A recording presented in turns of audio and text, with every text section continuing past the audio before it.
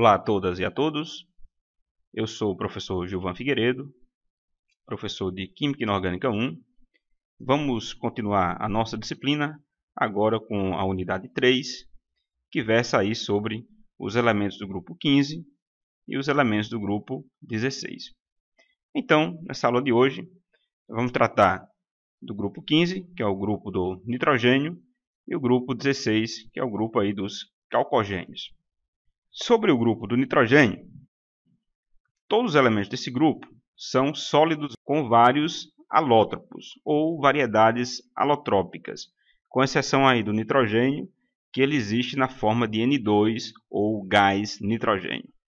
O fósforo, por exemplo, ele existe em três variedades, que é o fósforo branco, o fósforo vermelho e o fósforo preto.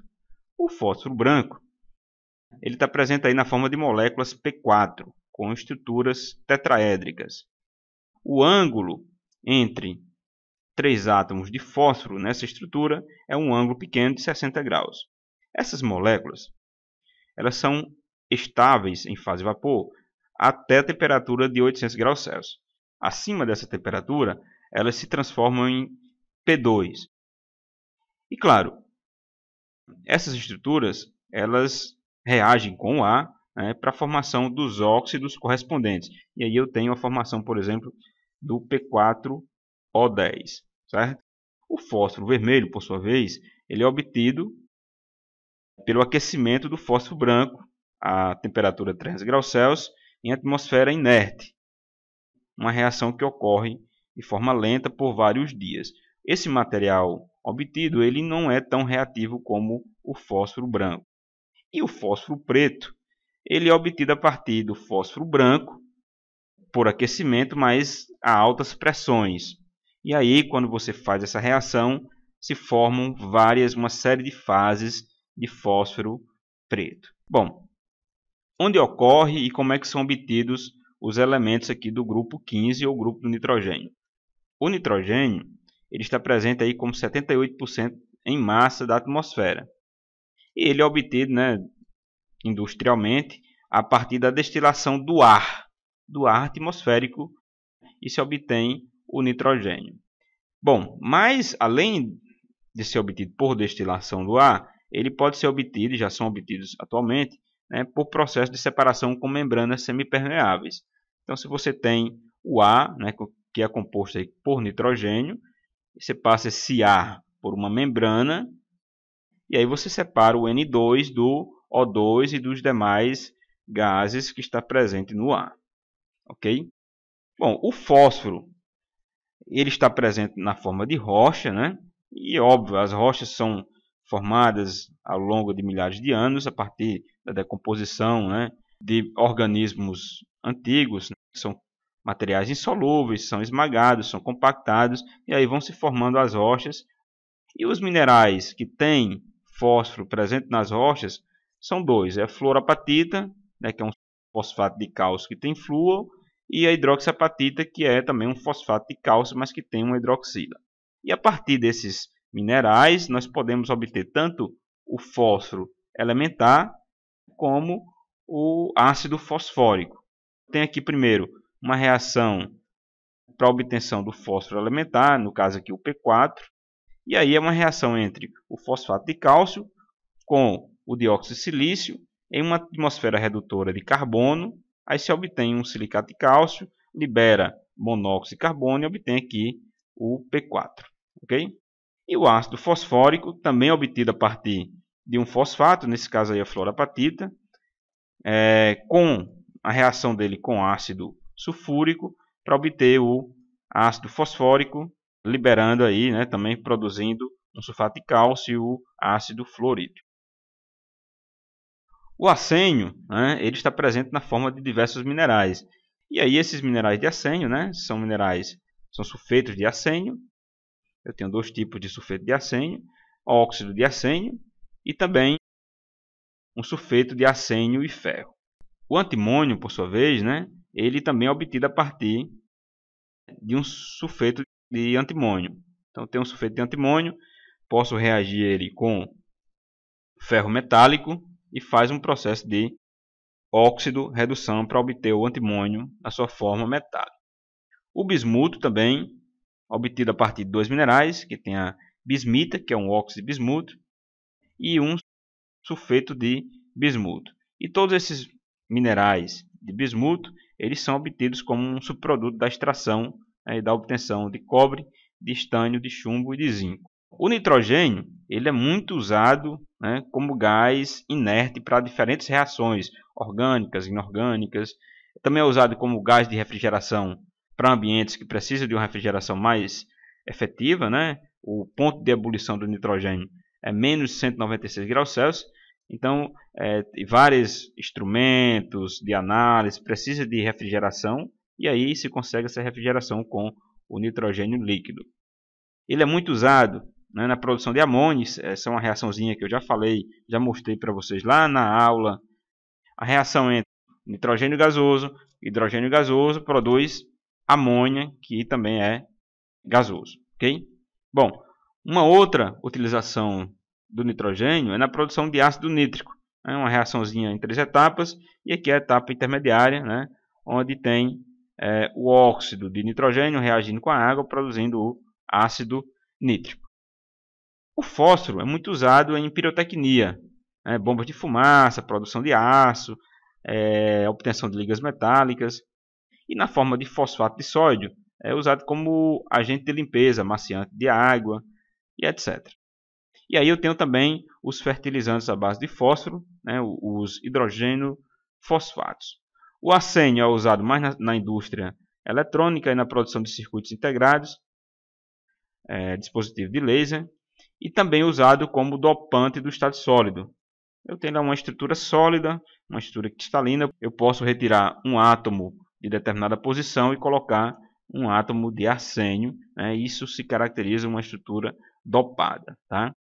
Bom, o antimônio é muito usado na fabricação de semicondutores e ligas metálicas mais duras, e o bismuto são aí usados como agentes oxidantes e também em alguns medicamentos. Os compostos simples desses elementos do grupo 15, eles apresentam uma grande variedade de estados de oxidação, e daí se deve à sua configuração eletrônica da camada de valência, que é o NS2-NP3.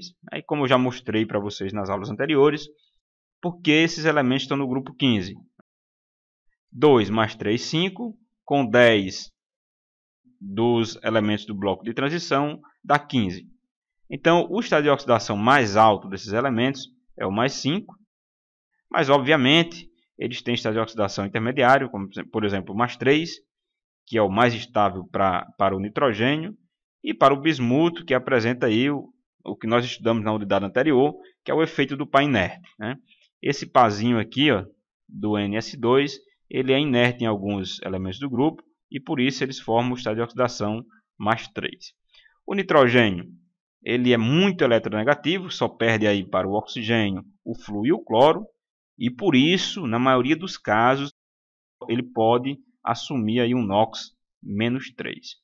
Aí eu tenho um exemplo, o nitreto de lítio e a amônia.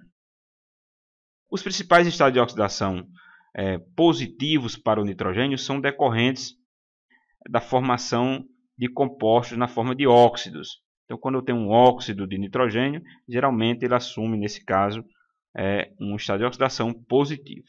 Certo? Beleza? Bom, de onde vem, professor, essa natureza tão diferente, tão distinta do nitrogênio? Isso é devido, gente, àquilo que eu já expliquei para vocês. A elevada eletronegatividade que ele tem, devido ao seu pequeno raio atômico. Então, todas as propriedades desses elementos, principalmente os primeiros elementos dos grupos, nós podemos interpretar em termos de raio atômico. Pequeno raio, muito eletronegativo. E aí, no caso do nitrogênio, além disso tudo, eles ainda não têm, são ausentes de orbitais D disponíveis. Então, a química desses elementos são bastante diferentes aí dos demais elementos do grupo correspondente. Certo? Bom, aí passamos ao grupo dos calcogênios, que aí tem como primeiro elemento do grupo o oxigênio, e eu vou explicar para vocês mais ou menos por que calcogênio. Esse nome deriva do grego, e quer dizer formadores de cobre. Aí como é que eles formam cobre? Porque assim, a maioria dos minerais que tem cobre, eles são minerais à base de outros elementos, né, do grupo 16. Por exemplo, sulfeto de cobre, óxido de cobre, sulfeto de cobre e ferro. Então, como vários minerais de cobre são formados com elementos do grupo 16, considera-se, padronizou chamar esse grupo do grupo dos calcogênios, certo? Todos os membros do grupo são sólidos, né?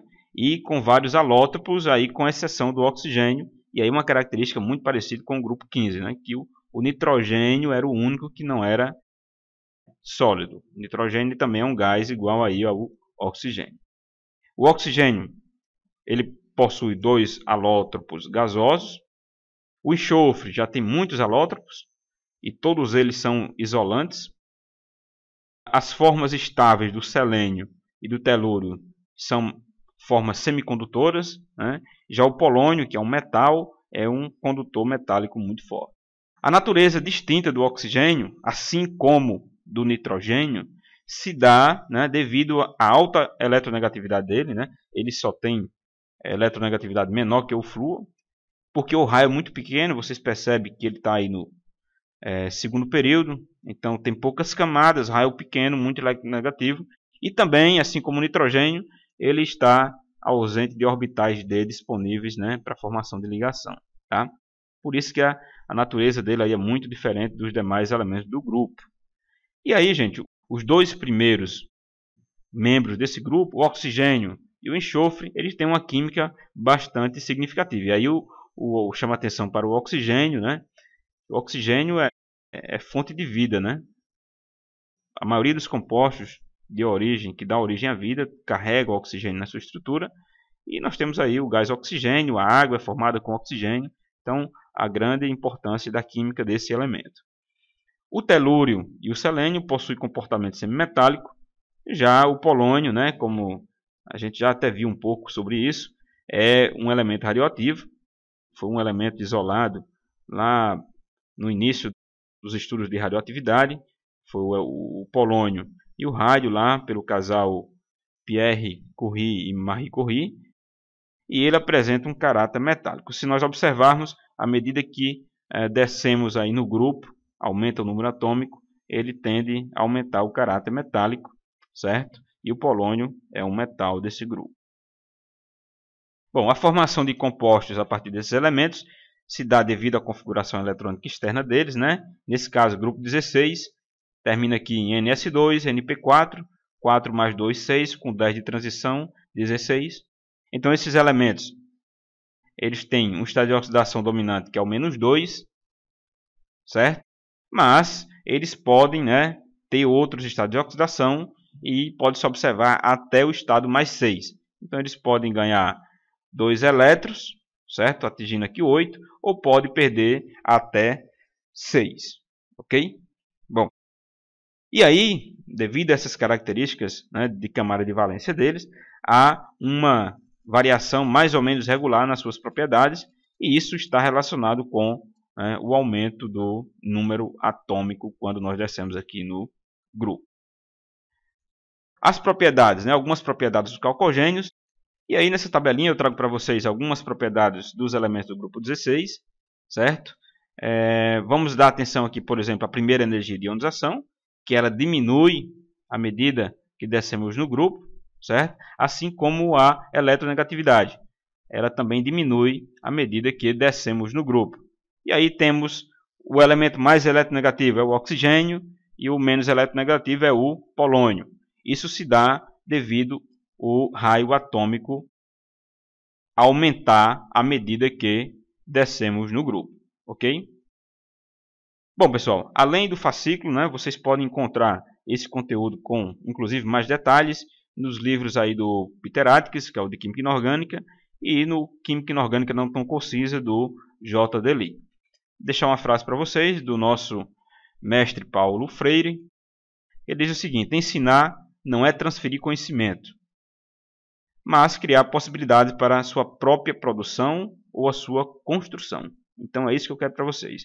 Eu não quero transferir, eu quero que vocês criar a possibilidade para que vocês busquem, produzam, construam o próprio conhecimento químico, especificamente aqui de química inorgânica. Então, gente, bons estudos e até a próxima aula.